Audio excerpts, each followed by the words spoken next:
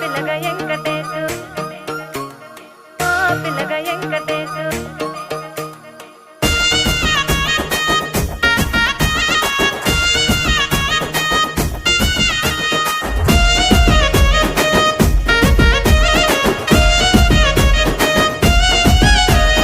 సిద్ధిరాల మనసు నాది చిన్నగా పోతుంటావో చూడక పోతుంటావో ఇంట్లో చిన్నదాన్ని నేను సిద్ధిరాల